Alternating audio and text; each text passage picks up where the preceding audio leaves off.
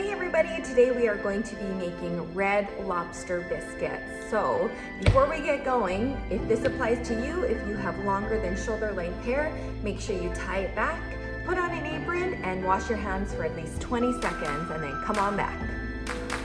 So step one, we need to preheat our oven to 375 degrees. So somebody in your group needs to do that. If you're not sure how to do it, you just head to the oven, you hit bake. It always starts at 350 and we're just going to increase it all the way to 375. Hit start, and now it's saying preheat, so it's warming up so that when we're ready to put our biscuits in the oven, the temperature will be correct and the oven will be nice and hot.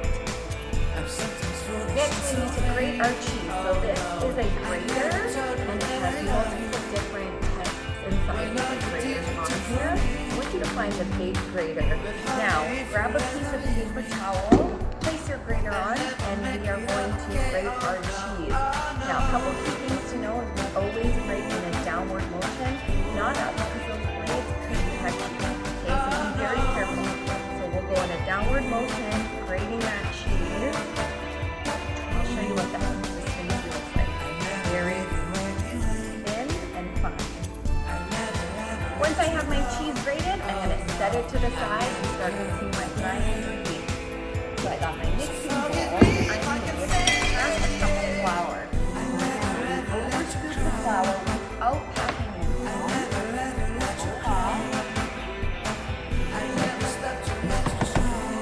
Lace in your bowl. Also mix 1 teaspoon of baking powder, and that's going to act as our leavening. You know what that means? It means that our biscuits are just nice and lovely. So again, we over scoop it, level it off, place it in the bowl, and next we need half a teaspoon of sugar,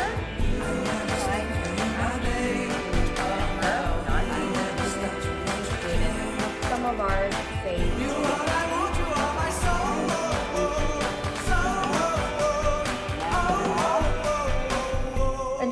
tip, remember that the flour looks powdery where the sugar looks a little shiny. All right, after that, we need to add our margarine to the mix, and we need to measure a 1/4 cup of milk.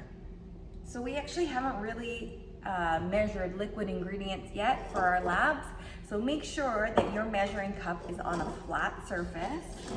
Make sure that you find the 1/4 cup mark, and we will dump it in. Okay, now I need you to get down to eye level, check it. Looks good, and that can go into your mixing bowl. All right. Next, you can add your cheese in.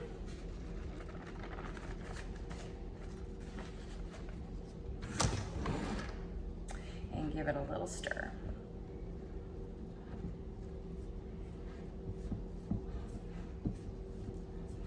Combine all those ingredients together. All right, next you are going to grab a baking sheet, line it with parchment paper, take your mixture and divide it into 4 balls. Okay, so go ahead, make them into circular shapes. Place them on your parchment paper. Now, they may look really tiny right now, but they will puff up because of that leavening agent that we added to it. Okay, so now you can go ahead and work on your topping. All right, so for your topping, you're gonna need, again, 1 tablespoon of melted margarine, half a teaspoon of chopped parsley.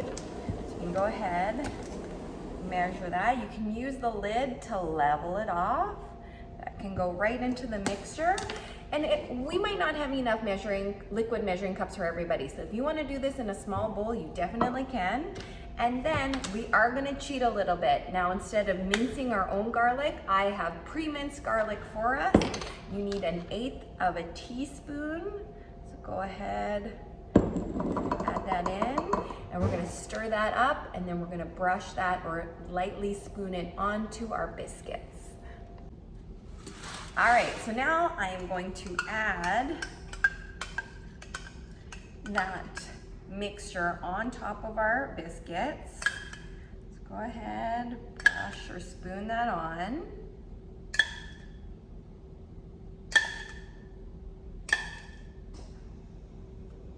And then these are gonna go in the oven for 12 to 15 minutes. So set your timers to 12, check them at 12, make sure that they're still nice and light. And if they need a little bit more time, you can increase it by 1 minute to 3 minutes, all right? All right, biscuits are out of the oven. How are we gonna know if they're cooked or not? Well, we wanna check the bottom of them to make sure that they're nice and golden brown. They look good to me, so that was 12 minutes, but if yours aren't golden brown, you might wanna cook them just a little bit longer, and they're ready to go.